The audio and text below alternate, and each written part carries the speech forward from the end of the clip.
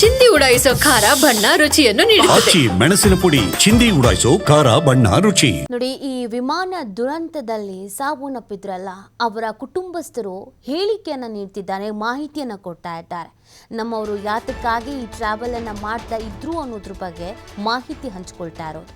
ವಿಮಾನ ಅಪಘಾತದ ಪ್ರಕರಣದಲ್ಲಿ ತಮ್ಮವರನ್ನ ಕಳ್ಕೊಂಡವರು ಸಂಬಂಧಿಕರು ಇದೀಗ ಪ್ರತಿಕ್ರಿಯೆಯನ್ನು ಕೊಡ್ತಾ ಇದ್ದಾರೆ. ನನ್ನ ಸಹೋದರಿ ಚಿಕಿತ್ಸೆಗಾಗಿ ನಾಡಿಯಾಡ್ಗೆ ಬಂದಿದ್ರು. ಅವರು ಲಂಡನ್ಗೆ ಹಿಂತಿರುಗಬೇಕಾಗಿತ್ತು. ಆ ಕಾರಣಕ್ಕಾಗಿ ಅವರು ವಿಮಾನ ಪ್ರಯಾಣವನ್ನು ಮಾಡಬೇಕಾಗಿತ್ತು. ನನ್ನ ಸಹೋದರಿ 15 ವರ್ಷಗಳಿಂದ ಲಂಡನ್ನಲ್ಲಿಯೇ ವಾಸ ಇದ್ದಾರೆ. ಅವರು ಅಲ್ಲಿಯೇ ತಮ್ಮನೊಂದಿಗೆ ವಾಸಿಸ್ತಾ ಇದ್ದಾರೆ. ಅಹಮದಾಬಾದ್ ವಿಮಾನ ಅಪಘಾತ ಪ್ರಕರಣಕ್ಕೆ ಸಂಬಂಧಪಟ್ಟಂತೆಯೇ ಸಂಬಂಧಿಕರು ಇದೀಗ ಪ್ರತಿಕ್ರಿಯೆ ಕೊಡ್ತಾ ಇದ್ದಾರೆ. ಅಂದರೆ ಯಾಕೆ ಅವ್ರು ಟ್ರಾವೆಲ್ ಮಾಡ್ತಾ ಇದ್ರು ಅನ್ನೋದ್ರ ಬಗ್ಗೆ ಮಾಹಿತಿ ಹಂಚಿಕೊಳ್ತಿದ್ದಾರೆ. आज जो दुर्घटना घटी उसमें जो जिनकी डेथ हुई उसमें मेरी एक ननद भी थी जिनका नाम रूपल पिनल कुमार पटेल था। वैसे तो वो लंदन में रहते हैं, लेकिन वो अपनी हेल्थ की इश्यू की वजह से यहाँ पर आई हुई थी और कुछ दिन यहाँ पर रुकने के लिए भी आई थी, अपने पीहर में रहने के लिए। क्या कहेंगे? आपका नाम और परिचय? मेरा नाम हिना पटेल है। मैं 24 शाही कुटीर में रहती हूँ। आज जो दुर्घटना घटी उसमें। जी सर, आपका नाम और परिचय? मेरा नाम पवन विष्णुभाई पटेल है और मैं यहीं उत्तरसंडा में रहता हूँ। और आज रोज जो दुर्घटना हुई है उसमें मेरी बहन थी और वो मेडिकल ट्रीटमेंट के लिए नडियाद आई हुई थी और आज उसकी फ़्लाइट थी, रिटर्न था, तो मैं उसको ड्रॉप करने गया था। और जैसे ही मैं वापस आया मुझे ये न्यूज़ मिले कि ये फ़्लाइट जो है वो क्रैश हो चुकी है। तो हम सब परिवारजन मिल के वहाँ पे गए और वहाँ पे सिचुएशन बहुत ही अलग था, बहुत ही पैनिक था वहाँ पे। और आपकी जो बहन है कितने साल से लंदन में रह रही थी? परिवार में कौन कौन है आपकी सिस्टर? मेरी बहन वहाँ लंदन में 15 साल से रह रही है और वहाँ पे उनके हस्बैंड हैं और 3 बच्चे हैं। उसमें एक बेटा बड़ा है और दूसरे जो 2 हैं वो ट्विंस है, छोटे हैं वो।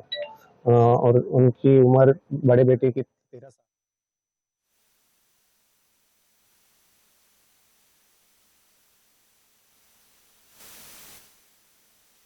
ಗಾಯಾಳುಗಳ ಆರೋಗ್ಯವನ್ನು ವಿಚಾರಿಸ್ತಾ ಇರೋದನ್ನು ನೀವು ಗಮನಿಸ್ತಾ ಇದ್ದೀರಾ. ಖುದ್ದಾಗಿ ಮಾತನಾಡಿಸ್ತಾ ಇದ್ದಾರೆ. ಘಟನೆಯಿಂದ ಆಘಾತಕ್ಕೊಳಗಾಗಿರ್ತಾರೆ. ಸಹಜವಾಗಿ ಗಾಯಾಳುಗಳು ಕೂಡ ಆಸ್ಪತ್ರೆಗೆ ಭೇಟಿ ನೀಡಿದಂಥ ಸಂದರ್ಭದಲ್ಲಿ ವೈದ್ಯರ ಬಳಿ ಕೂಡ ಮಾಹಿತಿಯನ್ನು ಪಡ್ಕೊಂಡಿದ್ದಾರೆ. ಎಷ್ಟು ಜನ ಟ್ರೀಟ್ಮೆಂಟ್ ಪಡ್ಕೊಳ್ತಾ ಇದ್ದಾರೆ, ಎಷ್ಟು ಜನ ರಿಕವರಿ ಆಗಿದ್ದಾರೆ, ಮೇಜರ್ ಸರ್ಜರಿ ಅಂತ ಯಾರಿಗಾದರೂ ಮಾಡಬೇಕಾಗಿದೆಯಾ, ತುಂಬ ಕ್ರಿಟಿಕಲ್ ಸಿಚುವೇಶನ್ಸ್ ಅಂತ ಯಾರ್ದಾದ್ರೂ ಇದೆಯಾ, ಅವ್ರಿಗೆ ಹೇಗೆ ಟ್ರೀಟ್ಮೆಂಟ್ ನಡೀತಾ ಇದೆ, ಟ್ರೀಟ್ಮೆಂಟಿಗೆ ಎಷ್ಟು ಖರ್ಚು ವೆಚ್ಚ ಆಗತ್ತೆ. ಸೊ ಪ್ರತಿ ಒಂದರ ಬಗ್ಗೆಯೂ ಕೂಡ ಮಾಹಿತಿಯನ್ನು ಪಡ್ಕೊಳ್ತಾ ಇರೋದು ಖುದ್ದಾಗಿ ಪ್ರಧಾನಿ ನರೇಂದ್ರ ಮೋದಿಯವರು ಮತ್ತು ಗಾಯಾಳುಗಳನ್ನು ಮಾತನಾಡಿಸ್ತಾ ಇರೋದನ್ನು ಕೂಡ ನೀವು ಗಮನಿಸ್ತಾ ಇರ್ಬೋದು. ಹೇಗಾಯಿತು ಈ ಘಟನೆ, ನಿಮ್ಮ ಅರಿವಿಗೆ ಬಂದಂತೆ ಯಾವ ಥರ ಆಯಿತು, ನೀವು ಯಾವ ಸಿಚುವೇಶನ್ಸ್ನಲ್ಲಿ ಇದ್ರಿ, ನಿಮ್ಮ ಜೊತೆ ಎಷ್ಟು ಜನ ಇದ್ದರು, ಅವ್ರಗಳ ಪರಿಸ್ಥಿತಿ ಏನಾಗಿದೆ, ಇದೆಲ್ಲದ್ರ ಬಗ್ಗೆ ಕೂಡ ಮಾಹಿತಿಯನ್ನು ಖುದ್ದಾಗಿ ಕೇಳ್ತಾ ಇದ್ದಾರೆ. ಪಾಪ ಕೆಲವರು ಈ ಆಘಾತದಿಂದ ಇನ್ನೂ ಹೊರಗೆ ಬಂದೇ ಇಲ್ಲ.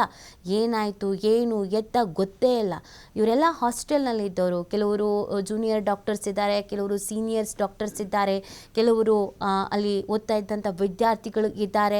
ಯಾಕಂದರೆ ಅದು ಹಾಸ್ಟೆಲ್ ಆಗಿದ್ದರಿಂದ ಮತ್ತು ಮೆಡಿಕಲ್ ಸ್ಟೂಡೆಂಟ್ಸ್ ಆಗಿದ್ದರಿಂದ ಅವರಿಗೆ ಪ್ರಾಕ್ಟಿಕಲ್ ಥಿಯರಿ ಅಂತೆಲ್ಲನೂ ಇರುತ್ತೆ. ಅವರಿಗೆ ಹೇಳ್ಕೊಡೋದಕ್ಕೆ ಅಂತಲೇ ಒಂದಷ್ಟು ಡಾಕ್ಟರ್ಸ್ಗಳು ಕೂಡ ಇರ್ತಾರೆ. ಅಲ್ಲಿ ಕೆಲಸ ಮಾಡೋದಕ್ಕೆ ಅಂತ ಒಂದಷ್ಟು ಜನ ಇರ್ತಾರೆ. ಎಲ್ಲರೂ ಈ ಒಂದು ಅಪಘಾತ ಆಯ್ತಲ್ಲ, ಈ ಅಪಘಾತದಿಂದ ನೋವನ್ನು ಅನುಭವಿಸಿದವರು, ಗಾಯಗಳಾದವರು. ಸೊ ಅವರಿಗೆ ಟ್ರೀಟ್ಮೆಂಟನ್ನು ನೀಡಲಾಗ್ತಾ ಇದೆ. ಅವರನ್ನೆಲ್ಲ ರಕ್ಷಣೆ ಮಾಡಿ ಕರ್ಕೊಂಡು ಬಂದು ಇಲ್ಲಿ ಟ್ರೀಟ್ಮೆಂಟನ್ನು ನೀಡಲಾಗ್ತಿದೆ. ನೋಡಿ, ಕೆಲವರ ಮುಖಗಳಿಗೆ ಗಾಯಗಳಾಗಿದೆ, ಅದರಲ್ಲೇ ಗೊತ್ತಾಗ್ತಾ ಇದೆ.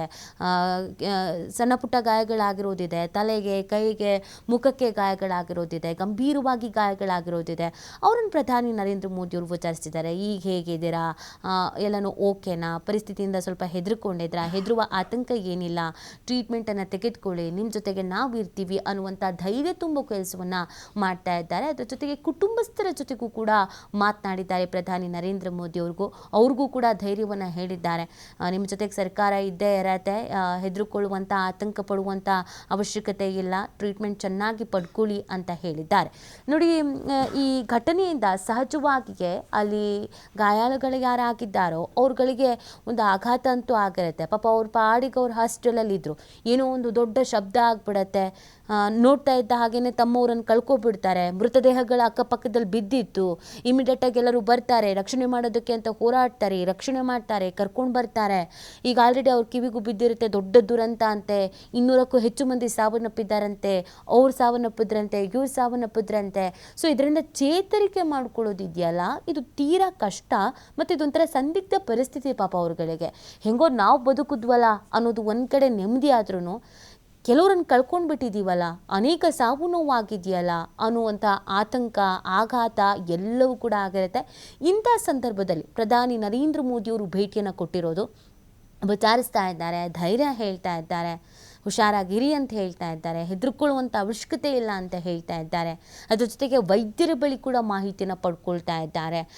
ವೈದ್ಯರ ಬಳಿ ಎಷ್ಟು ಜನಕ್ಕೆ ಟ್ರೀಟ್ ಮಾಡ್ತಾ ಇದ್ದೀರಾ, ಈ ಹಾಸ್ಪಿಟಲಲ್ಲಿ ಎಷ್ಟು ಜನ ಇದ್ದಾರೆ, ಮೃತದೇಹಗಳನ್ನು ಹೇಗೆ ಹಸ್ತಾಂತರ ಮಾಡ್ತೀರಾ, DNA ಟೆಸ್ಟ್ ಸೇರಿದಂತೆ ಆ ಕುರಿತು ಕೂಡ ಮಾಹಿತಿಯನ್ನು ನೀಡಿರ್ತಾರೆ. ಸೊ ಇದೆಲ್ಲದರ ಬಗ್ಗೆಯೂ ಕೂಡ ಮೇಲ್ವಿಚಾರಣೆಯನ್ನು ಮಾಡ್ತಾ ಇರೋದನ್ನು ನೀವು ನೋಡ್ತಾ ಇದ್ದೀರ. ಪ್ರಧಾನಿ ನರೇಂದ್ರ ಮೋದಿಯವರು ಕೂಡ ಈ ಘಟನೆಯಿಂದ ಆಘಾತಕ್ಕೊಳಗಾಗಿದ್ದಾರೆ, ಕಂಬನಿ ಮಿಡ್ದಿದ್ದಾರೆ. ಇದು ದೊಡ್ಡ ಲಾಸ್ ಅಲ್ವಾ, 265 ಮಂದಿ ಅಂತ ಹೇಳಿದ್ರೆ ಪಾಪ ಆ ಪ್ರಾಣಿಗಳಿಗೆ ಬೆಲೆ ಇರುತ್ತಲ್ವ. ಪ್ರಧಾನಿ ನರೇಂದ್ರ ಮೋದಿಯವರು ಖುದ್ದಾಗಿ ವಿಚಾರಿಸ್ತಾ ಇರೋದನ್ನು ನೀವು ಗಮನಿಸ್ತಾ ಇದ್ದೀರಾ.